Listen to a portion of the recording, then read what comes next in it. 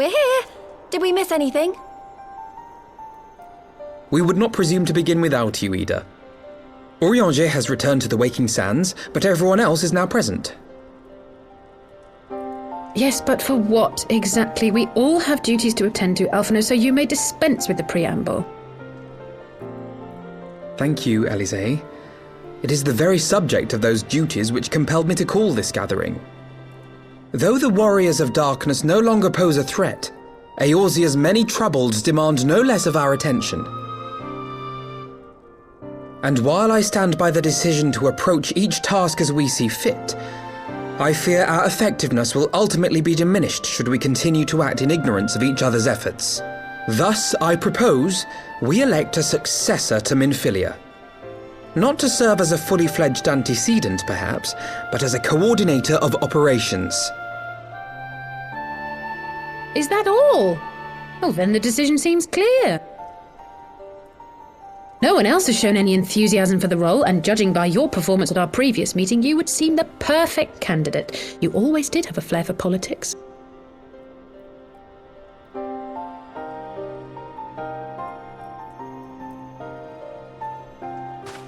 I did not mean to... That was not my intention. As my tenure as commander of the Crystal Braves comprehensively demonstrated, I lack the qualities required for such an office. I would much prefer to remain as I am now, a soldier in the field, so to speak. Should none of our number step forward, must we then constrain some unwilling candidate to take up the position? Well, based on merit alone, a certain adventurer would be my choice, though I concede she might struggle to balance her new responsibilities with, let me see, slaying primals, thwarting legatuses, and feeding the orphan poor. Thancred makes a good point. Any who would wear such a mantle would be bound by its obligations. Have we not become sufficiently familiar with each other's methods to act without an overseer? At present, I see no cause to so willingly limit one of our number. Oh my goodness! Help! I need some help here!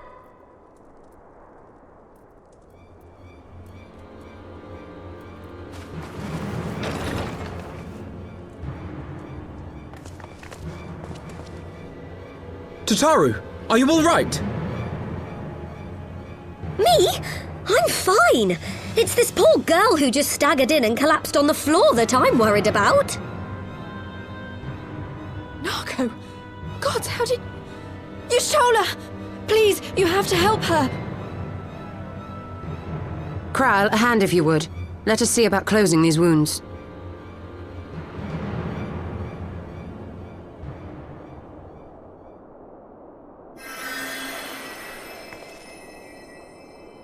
Now, we've staunched the bleeding, but it may be a while before you can move about again.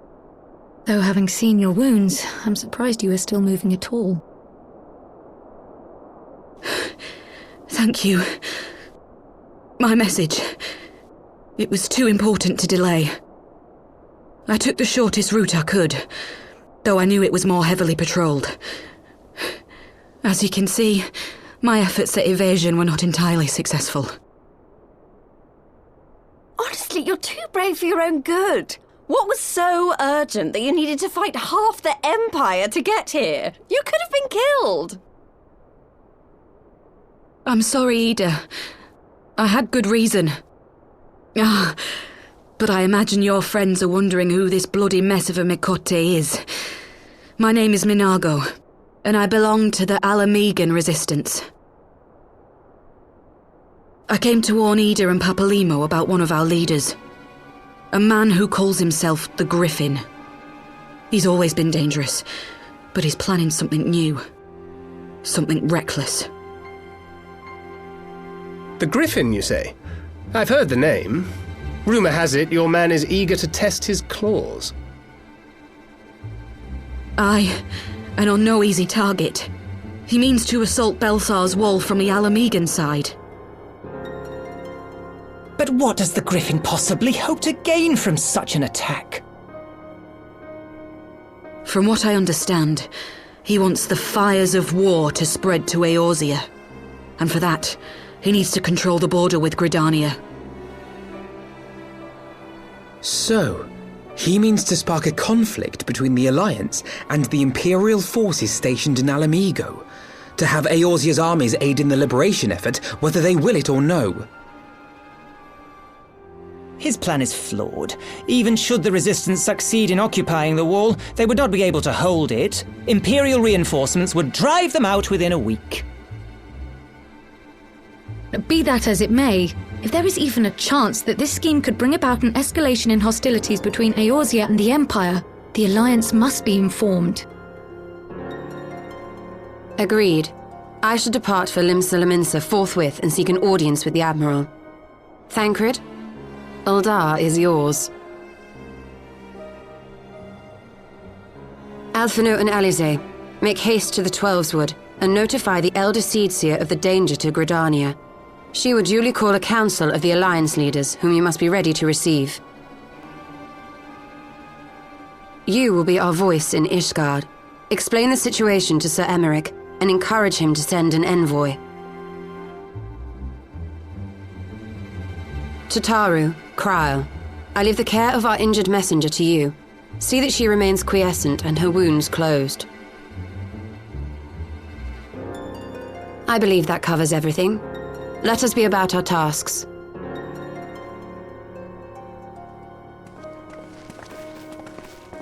I suspect the ill tidings from Girabania will be held as a turning point.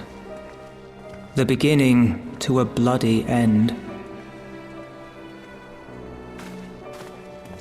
The business of war was ever conducted with the coin of self-sacrifice.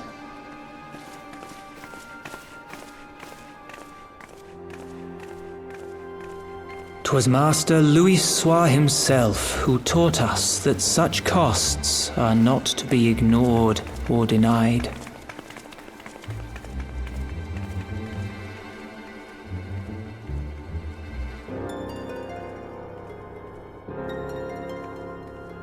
And so, I shall embrace them.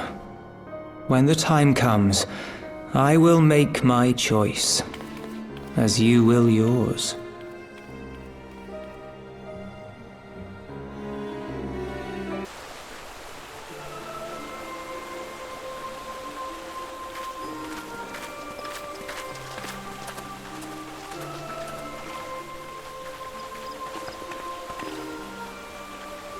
I bid you welcome, my friends. As you will by now be aware, the Scions of the Seventh Dawn have come into possession of certain intelligence concerning recent developments in the region of Gyr Abania. It springs, I am assured, from an unimpeachable source. Is that not so, Master Alphino? Indeed, Elder Seedseer. Our information comes directly from a member of the Resistance's inner circle, and we have no cause to doubt its veracity. This griffin of theirs is a fool if he thinks he can hold Belsar's wall against the Empire. When the Imperials move to take it back, they will come in force, and the resulting fighting is all but certain to spill over into the Black Shroud. At the Battle of Cartano, the combined might of 3 grand companies laboured to contend with the remnants of but a single Imperial legion.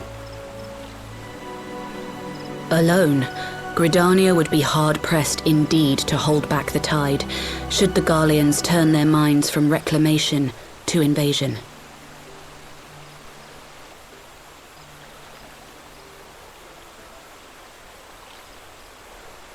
May I once more convey my nation's deepest regrets for our inaction in the days prior to the calamity. 'Tis a stain upon our ledger that I would fain remove.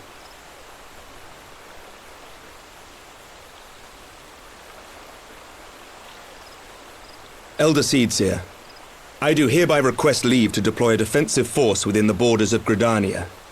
Ishgard's return to the Alliance shall be honored by more than mere ink upon parchment.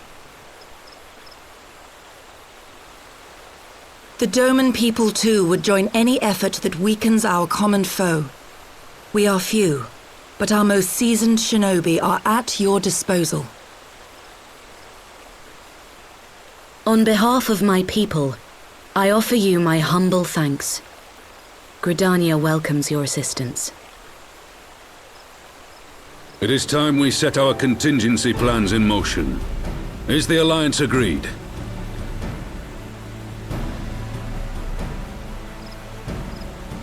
Then let us make ready for war. Victory favors the swift. There is much to be done.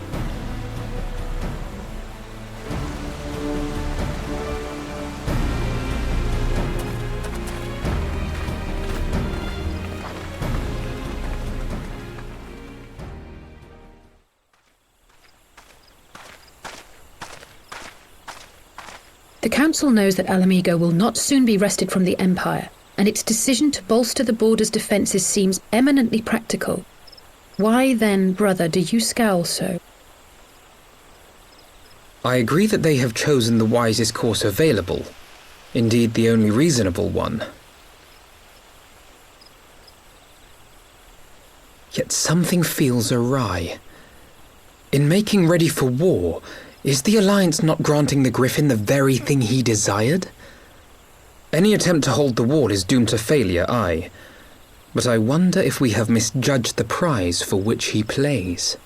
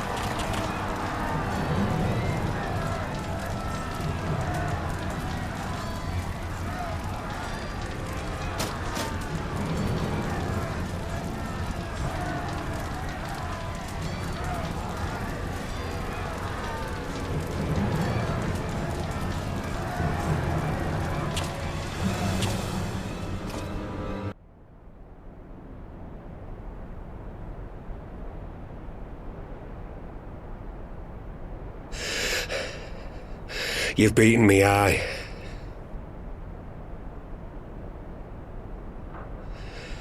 But you cannot stop what I've begun. Behold! A glimpse of things to come!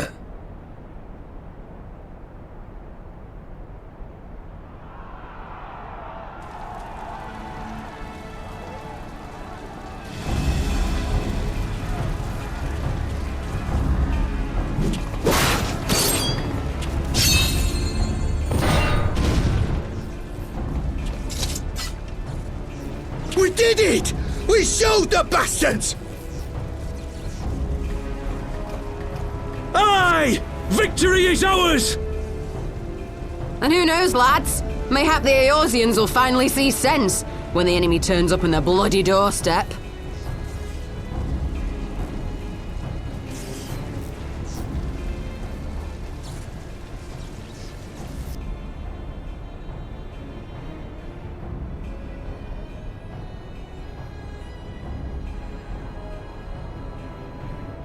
This is for Alamigo, for Eorzea. They die that others may live.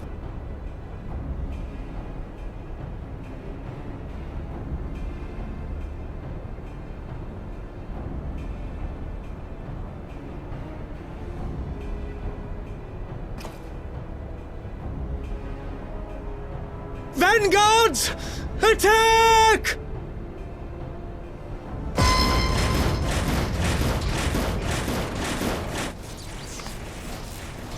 Seven hells!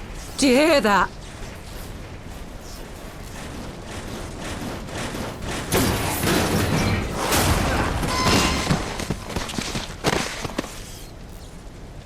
War machines! How did they get here so quickly? Stand your ground! For the resistance!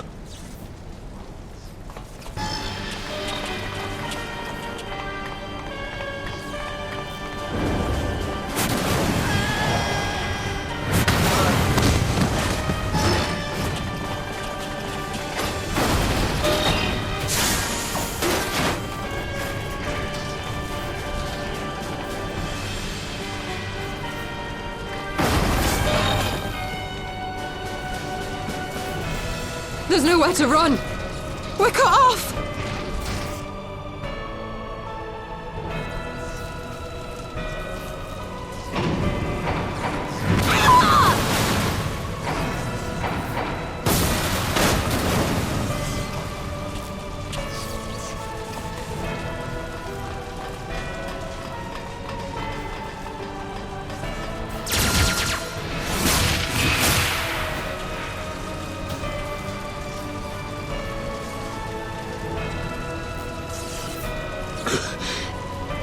Gods help us! What were we thinking? The Empire's too big, too powerful.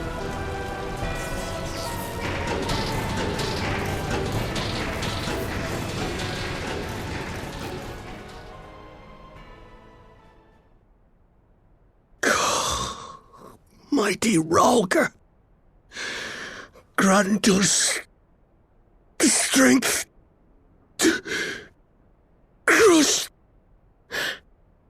our...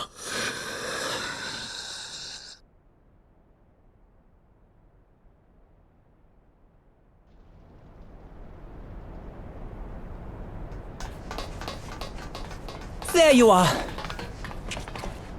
As you can see, our infiltrators did not elude me for long. Lady Ugiri is sending for an airship even as we speak. What do we do? This is a massacre!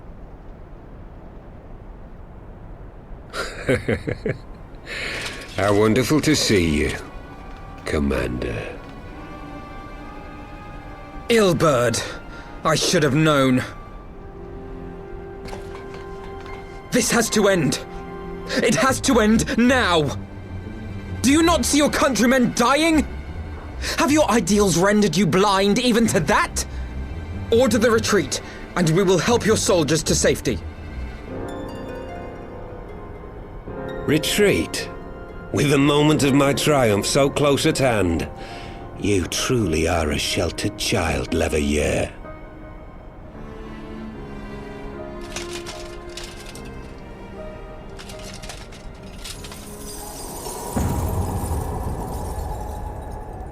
Nidhogg's eyes! No abyss is too deep for you, I see. But trust me when I say that such power was not meant for mortal hands.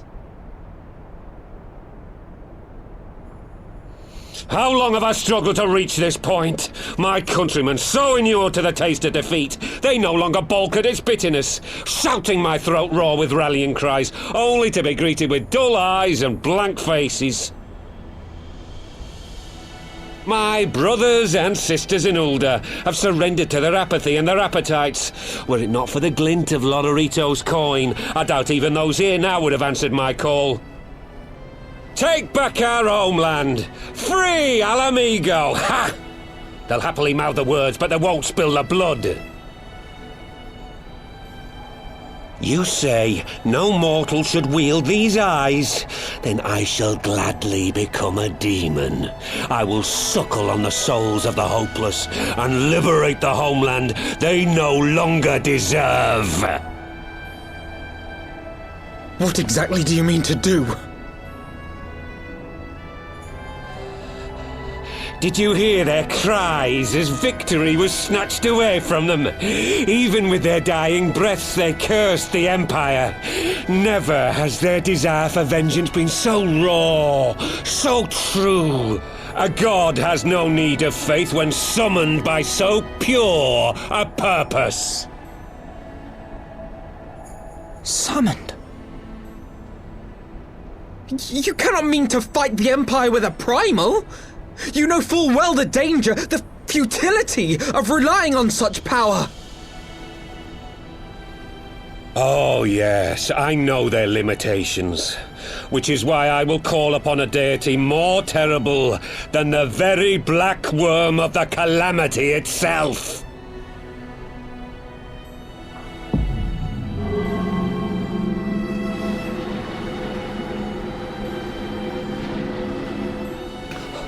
What? Here? Now? Like hells you will!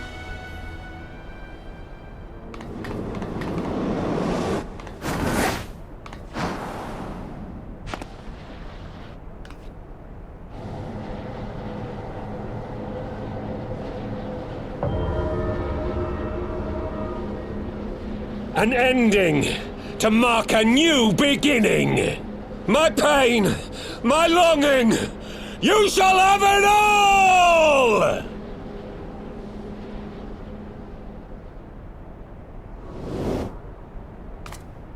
Ah!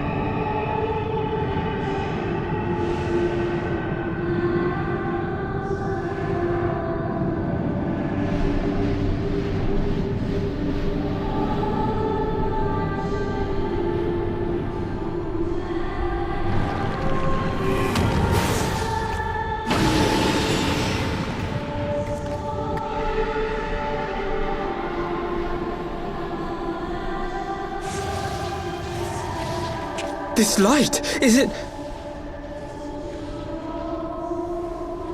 His death completed the ritual. The primal is taking shape.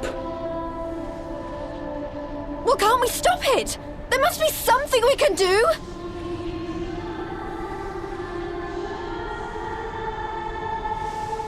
There is one thing.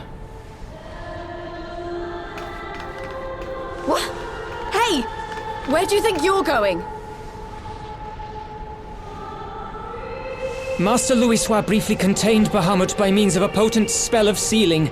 I will now attempt to do the same. But that's impossible! We would need hours to collect the necessary ether, if not days! Alphino, though I concede it may not always be apparent, I was ever your grandsire's finest pupil. Tuptimati, of course! The staff still holds enormous power, broken or not. Don't you dare, Papalymo! I know how that spell works.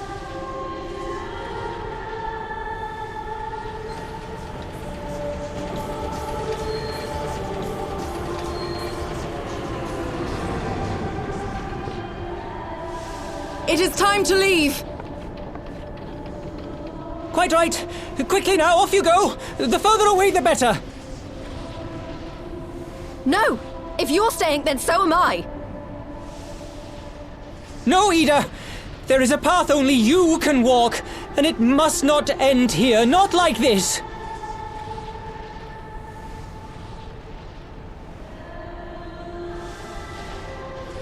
Take her! Please, you have to take her!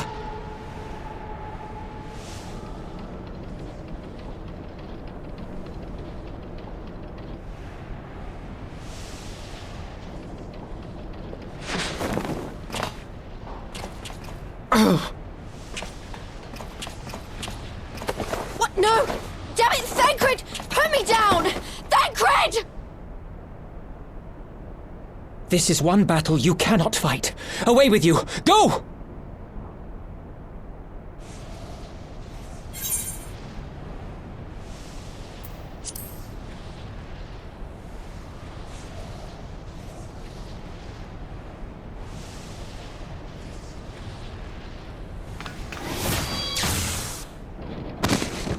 Hilda! I think he means now!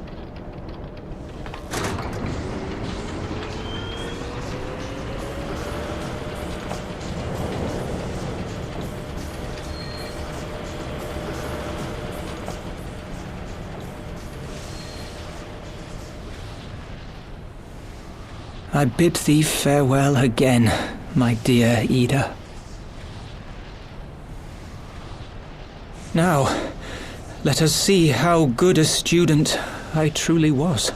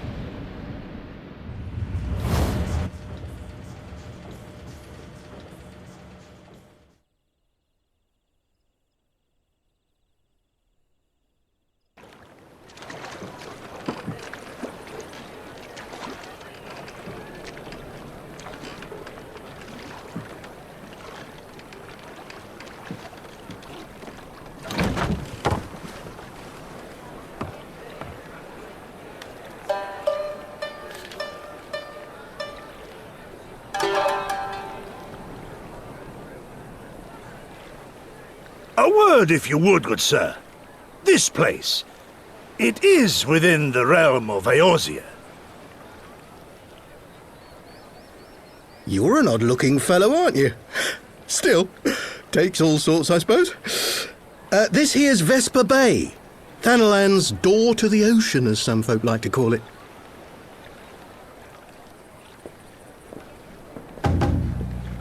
Am I to understand from your answer that I have indeed arrived in Eorzea? Eh? Yes, you're in Eorzea. Ah! A plain response at last, and the one I wanted at that. My journey was not without its hardships, and I would sooner travel by land than put to sea again.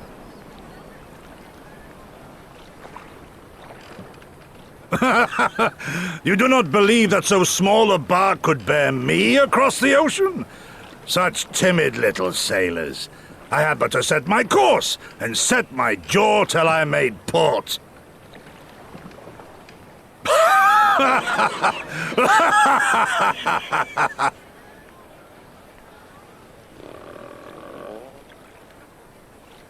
Though, 'twould perhaps have been wise to lay down my oars a moment to sup on more than the spray of brine water. By the trembling of my limbs, I sense a brief repast may be in order. Nay, I will not hearken to the feeble grumblings of an empty belly. Duty comes before all.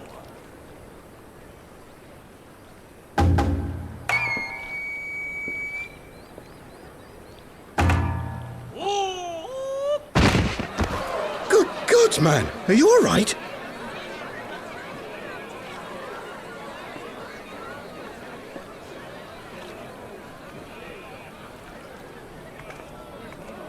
Thou art far indeed from home, friend.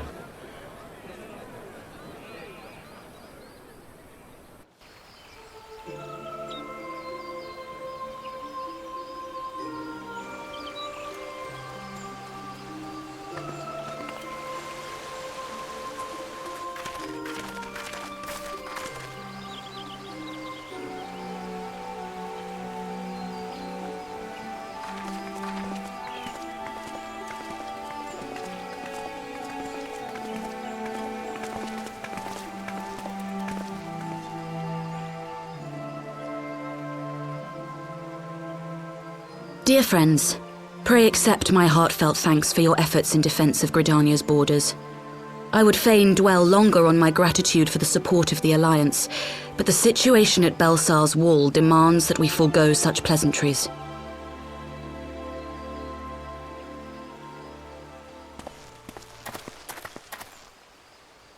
According to our most recent intelligence, the cocoon of light that formed in the air above the wall remains undimmed and unbroken. After measuring the cocoon's etheric concentrations, Archon Y'shtola has confirmed the presence of a primal entity.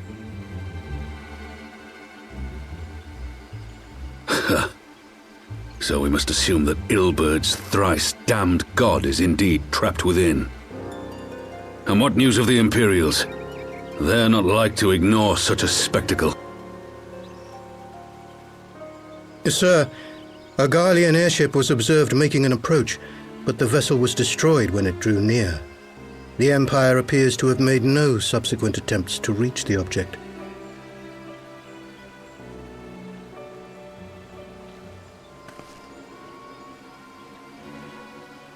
The soldiers who witnessed the incident spoke of a lance of light issuing from within the cocoon, of an entire warship being reduced to smoking ruin in the space of a moment.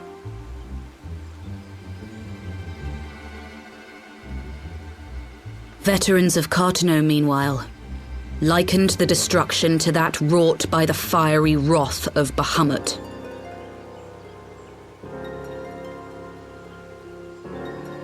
We could face another calamity.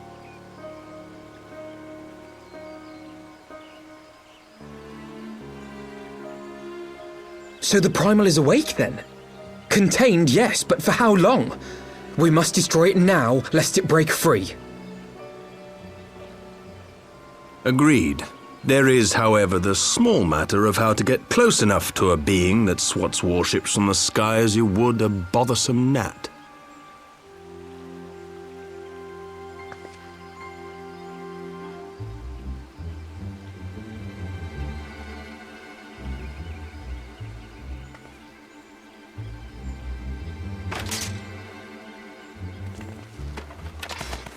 Is this truly so complex a puzzle? Or have you no stomach for the obvious solution? What in the hells are you doing here? A pleasure to see you too, Garland. Now, if you'd be so kind as to explain to these good people why you should be begging me for my assistance, that would be most appreciated.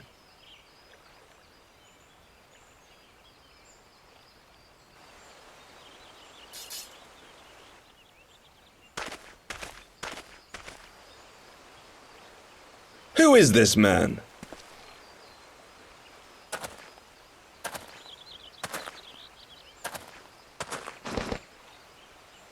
Oh, how terrifically rude of me.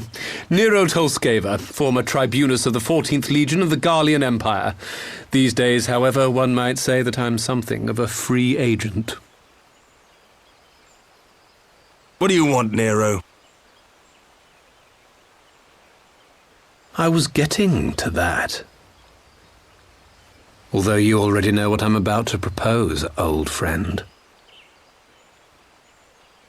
As you have rather belatedly realized, within that frail binding lurks an entity alike in strength to the great Bahamut, and the only force in existence which might conceivably contend with such a foe is the very creation which captured the Elder Primal in the first place. I speak, of course, of Omega.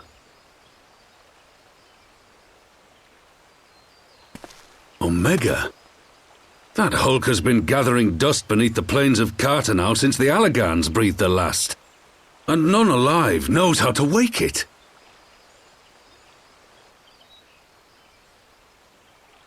I'm sorry? Do you understand who it is with whom you have the privilege of speaking? I'm Nero Tolskeva, Master Engineer, the mechanical genius who restored the Ultima weapon to full operational capacity. And as luck would have it, I am graciously offering you the use of my considerable expertise. And what, you just expect us to accept?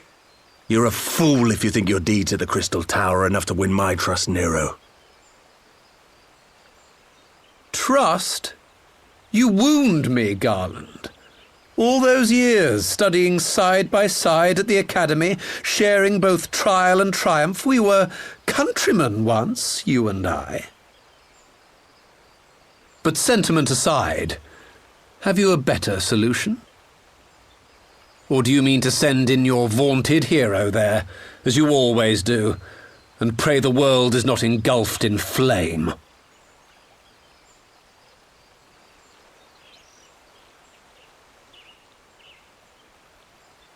Let us approach the problem in a rational manner. Does not the fact that Omega slumbers in stasis point to the existence of some overriding technology? A means of control? I would ask a question, if I may. Nero, was it not? In the event that we succeeded in using Omega to shackle the Primal in the manner you propose, what then would become of it? Do we not risk repeating the mistakes of the Allagans? Omega is but a tool. How we choose to employ that tool is entirely up to us. Of course, if you would rather leave it buried beneath Cartanau while you continue your petty squabbles above, then I suppose that is also your choice. Spare us, Nero. The Seedseer's concern is a valid one. He who controls Omega wields the power of the gods, the very power which led the Allagans to destroy themselves. And does it not fall to we engineers to prevent such misuse? What was your company's proud slogan? Freedom through technology? A creed you follow, is it? What say you? Do we take this villain at his word?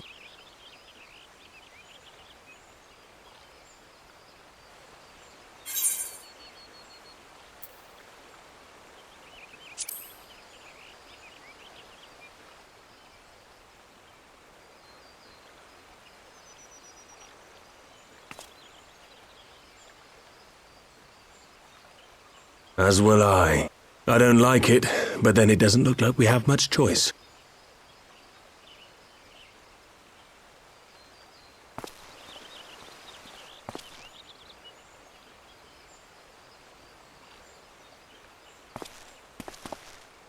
Would the Council be willing to entrust this matter to a pair of former Imperials?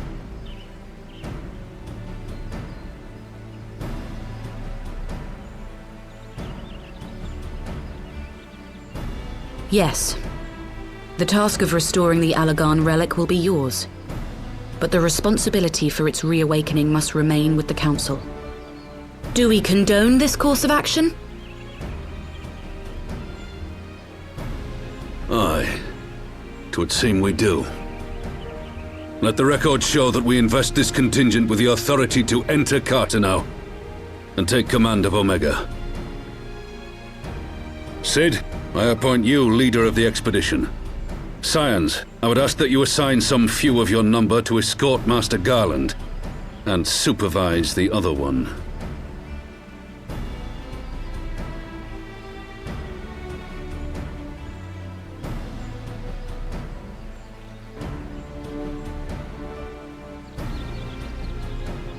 We should be happy to oblige. The politics of Carteneau being what they are, I dare say our neutrality will prove useful in avoiding any unnecessary entanglements. If I am not mistaken, Doma occupies a similarly neutral position. Might we not persuade you to join the expedition, Lady Yugiri? If you suspected any foul play from Nero, you would be welcome to kill him.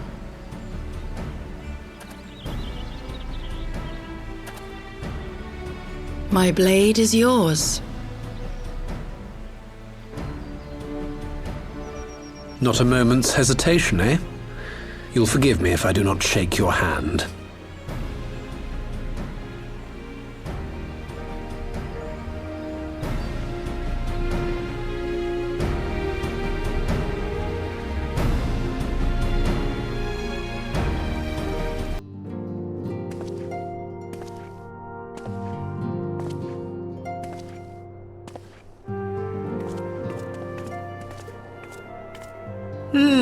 So these are the fabled headquarters of the Scions.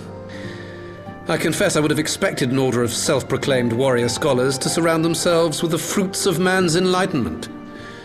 And yet there's not so much as a single piece of magitech in sight. It never ceases to amaze me how primitive you Eorzeans truly are.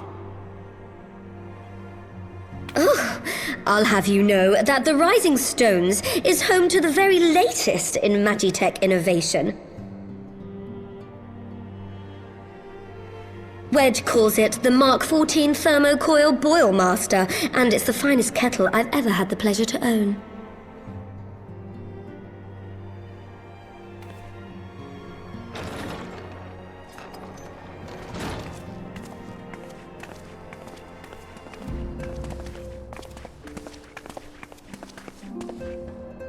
We are returned. Well, Ida and I, at least. Ishtola and the others remain behind to continue their assessment of the binding magic. There didn't seem much point staying just for that, so I decided to come back with Alphino. Papalimo bought us this time. We shouldn't waste it.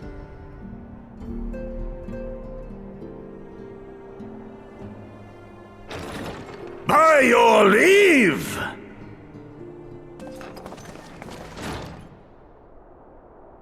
Good God, that voice could fell a gigas. This is the Rising Stones, domicile of the Scions of the Seventh Dawn. I enter at the invitation of one Lord Urianger. I spy you there, Shadow Walker. You always were a hard one to find. Yugiri, do you know this man?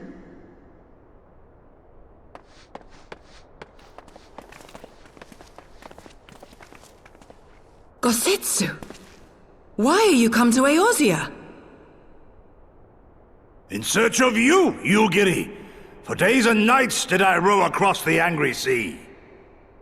I made port in good spirits, only for my own flesh to betray me over the trifling matter of an empty belly.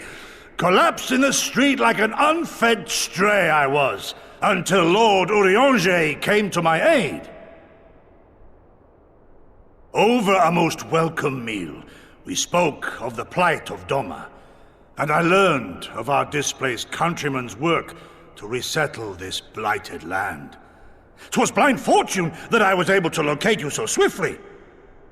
But now we must make ready to depart. Our master languishes in dire peril, and Doma calls her daughter home.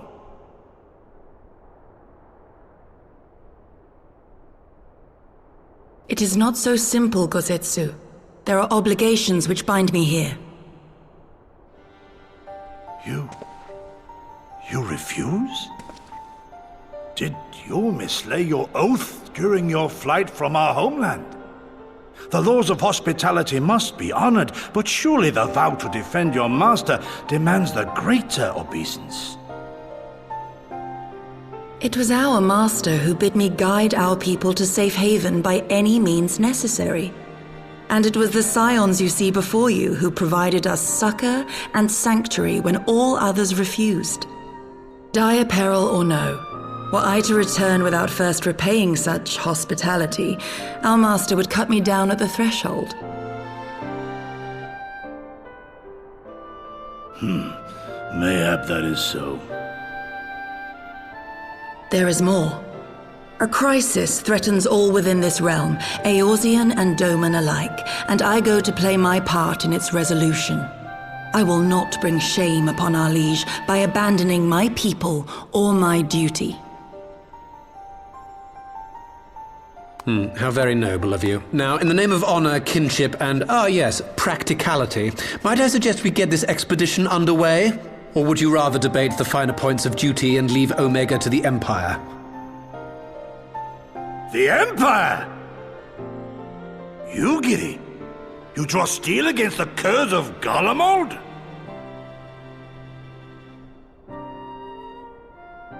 Then why did you not say so?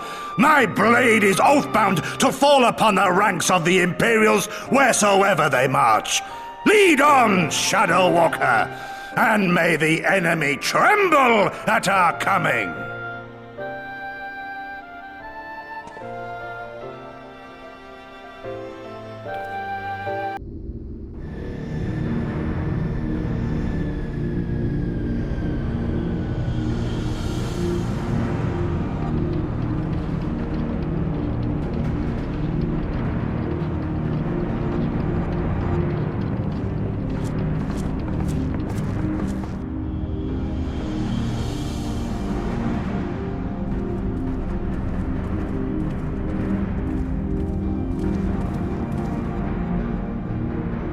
Now, where was that?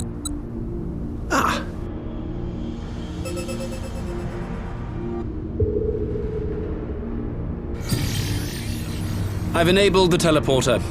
One brief jump and we shall arrive in Omega's control room. How convenient. You've been here before. Of course. It was no easy task threading a path through all the skirmishers. But how could I ignore the existence of such a fascinating toy? You may trust that my preliminary examination was suitably thorough. Trust? Aye. I trust your appetite for technology. I chased down a suspect airship, and who should I find but the traitor, Sid Garland.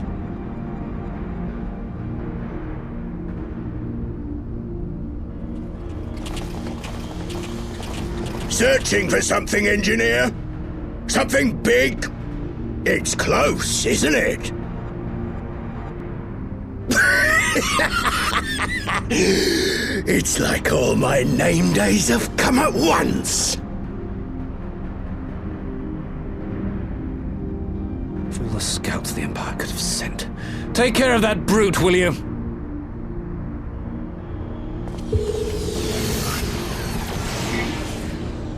God damn it.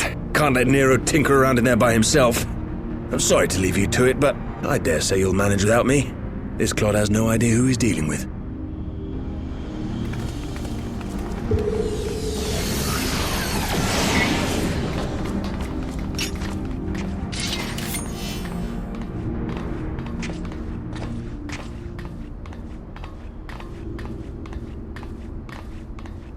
am Gosetsu, Samurai of Doma. You will rue your choice of opponent this day.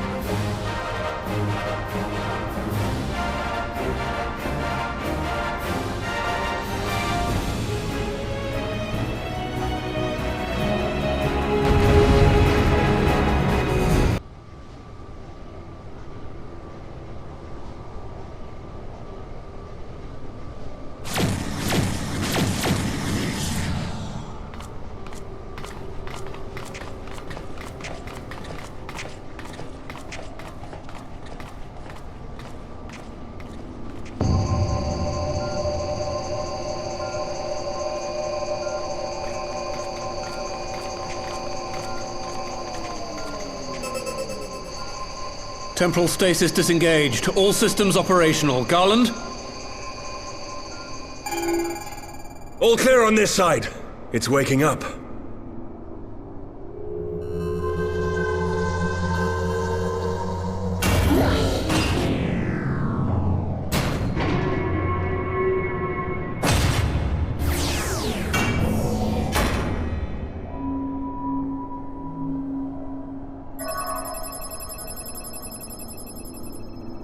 Remarkable!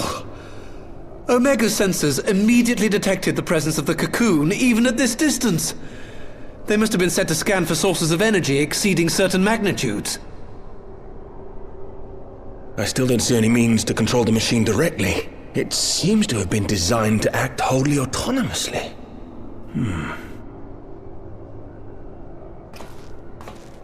Once we release Omega, we can be fairly certain it will attempt to capture the Primal at Belsar's Wall. Assuming its mission is successful, our only option at that point will be to re-engage its stasis system and put it back to sleep. And should the machine happen to misbehave, we'll simply initiate an emergency shutdown. I confess we don't yet have a complete grasp of its capabilities, but I'm certain the details will not elude us for long. Well, I understood less than half of that. So, my question to you is, are we doing the right thing?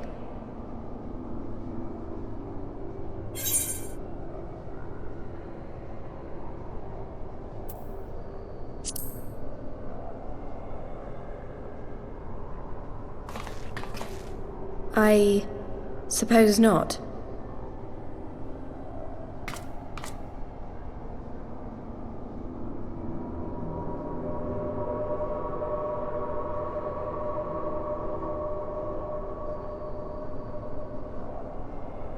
All right. Step aside, Sid. Is this the thing I need to press? Yes, that's the one.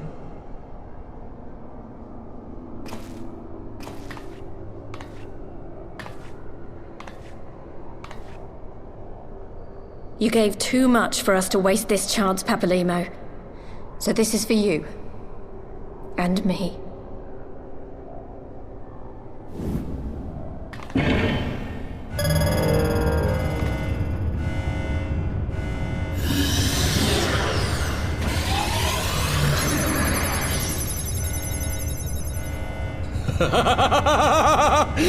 Yes!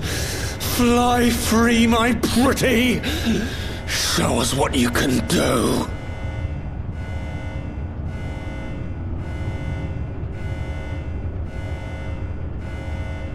The launch sequence has begun.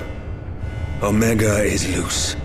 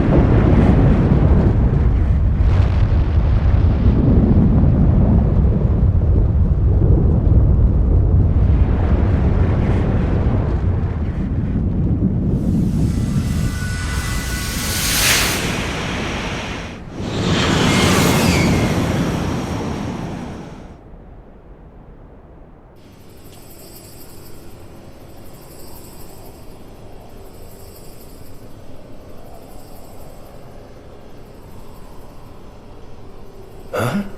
Omega has stopped transmitting. But that shouldn't be. I didn't engage the stasis system. And what does this signify? I have little understanding of these contrivances.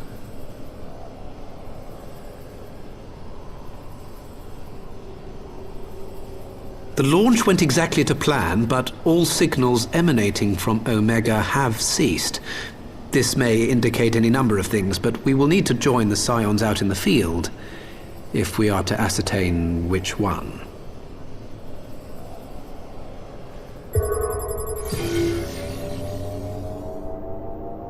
Right. I've ordered the malfunctioning beast to go to sleep. That should prevent any unfortunate mishaps.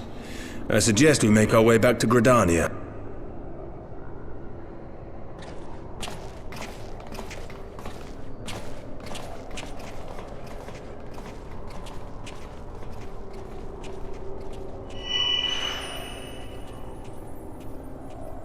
Omega destroyed the cocoon.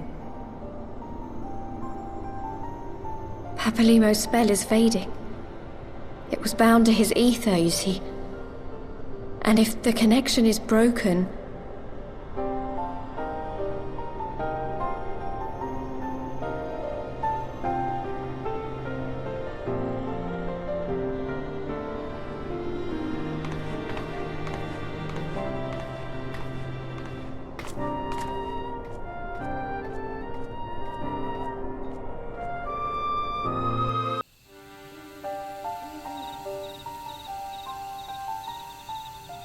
My friends, I cannot well express how glad I am to see you both unharmed.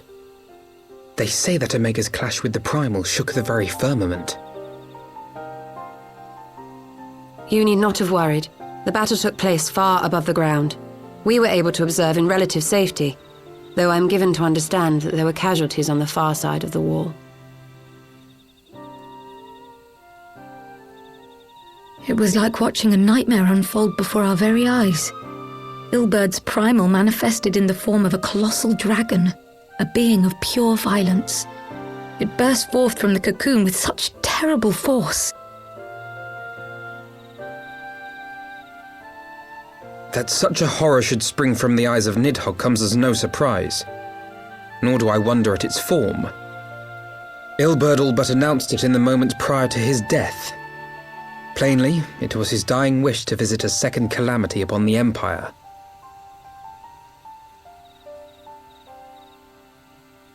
And I am quite certain the abomination would have obliged had it not found itself outmatched by Omega. Gods! I am no stranger to the works of Allag, but even I was unprepared for the machine's furiosity. It beggared belief.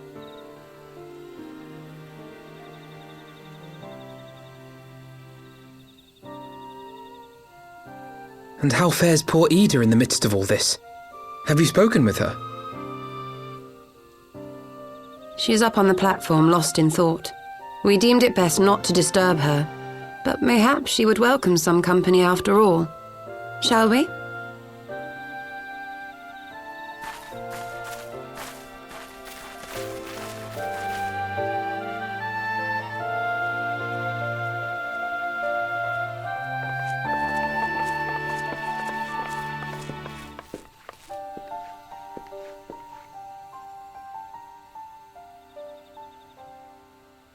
The light's gone. It was all we had left of him. Ida. I don't blame anyone. I knew what was going to happen. I knew the spell Papalimo meant to cast would drain away his life force. I knew that it would only buy us a little time.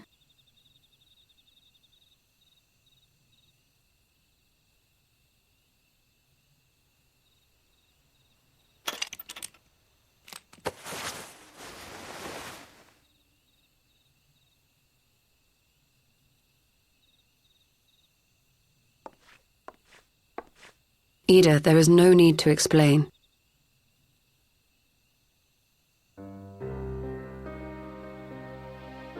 But there is.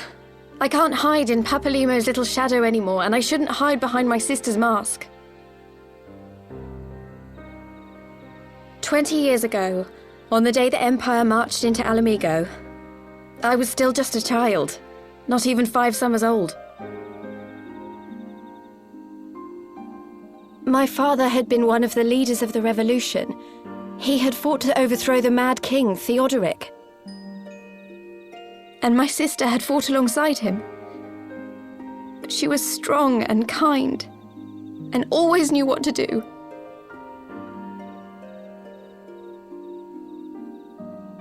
But when the Garleans came, everything changed. My father went to war against them too, and I never saw him again.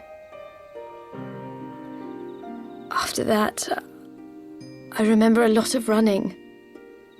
My sister dragged me for malms and malms until we came to the city of Charlian.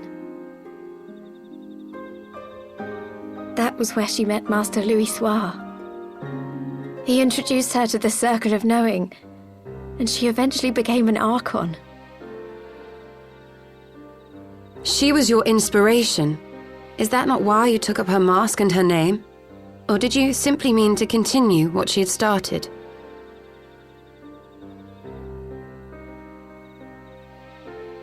You've known all along, haven't you, that I wasn't Ida? Of course. We all recognized you at once. 'Twas Papalimo who persuaded us to maintain the charade. It was silly to think I could fool you. I knew that even then, but I sort of decided not to know.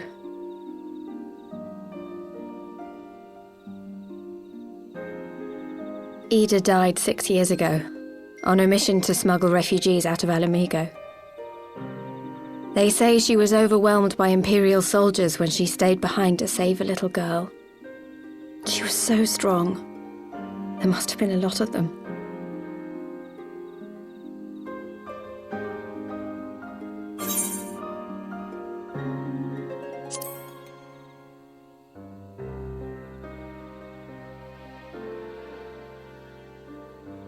I'm sorry for lying to you. My real name is Lise. When Papalimo brought me Ida's mask, it was meant as a keepsake, but I decided I wanted to be his new partner, to keep alive all the good that she had done.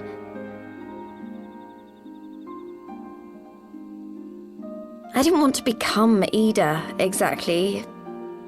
At the time, though, I still didn't know who I was myself, and it almost seemed easier to play the role. Papalimo agreed to help, of course, but it was never what he wanted for me. He wanted me to walk my own path, and those were his final words to me.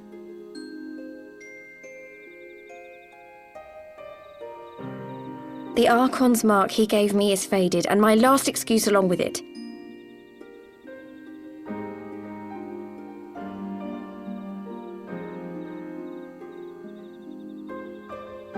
So this is it. Whatever I choose to do from now on, I do as Lise. And I choose to continue my family's fight. I want Alamigo to be the country that Ida and my father always wanted it to be.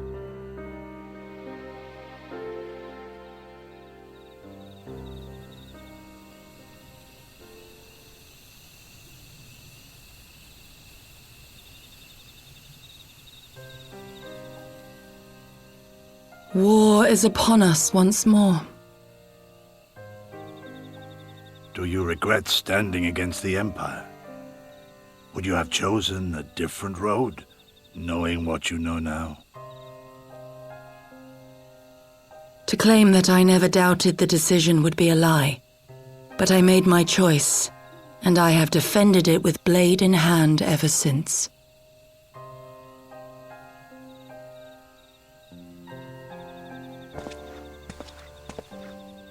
The battle continues, and our steel is needed. Come, Shadow Walker, we leave for the east, for Doma.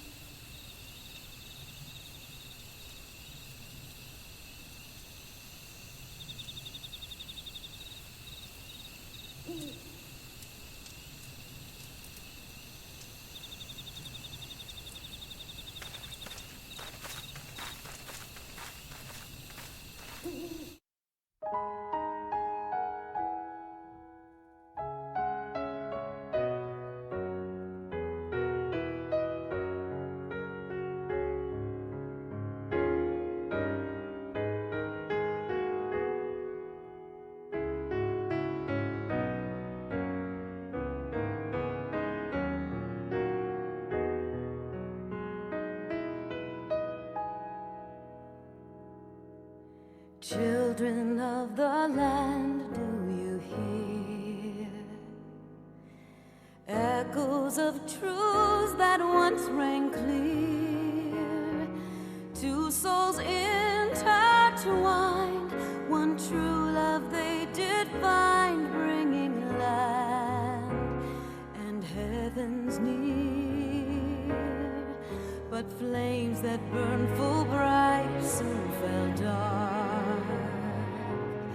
Memories dimmed by shadowed hearts.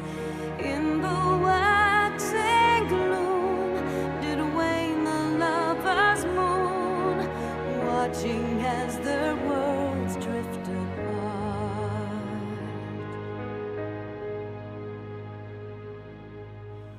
One soul's cry, a passion welling within.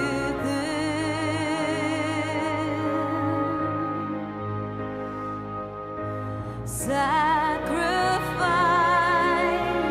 a final plea to her kin.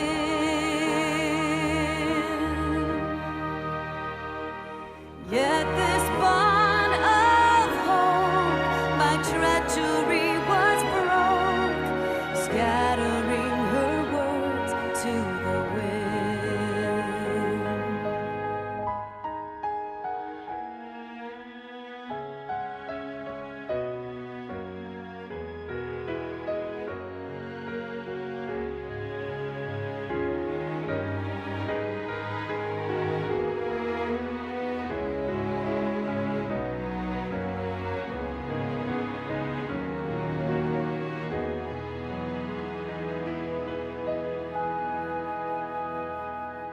Swelling over long seas of blood are a song,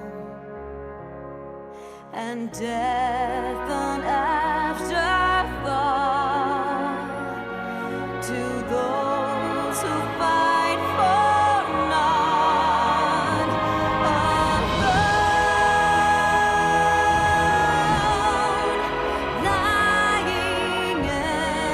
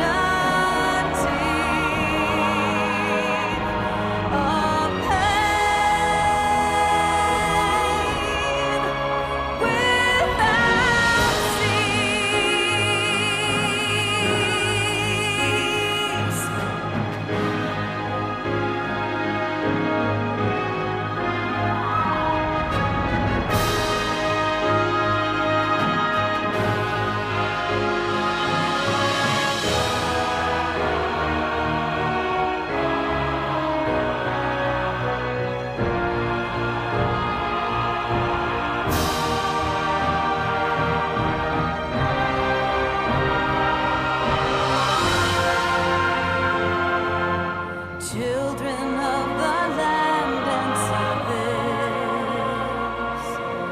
Why must you turn to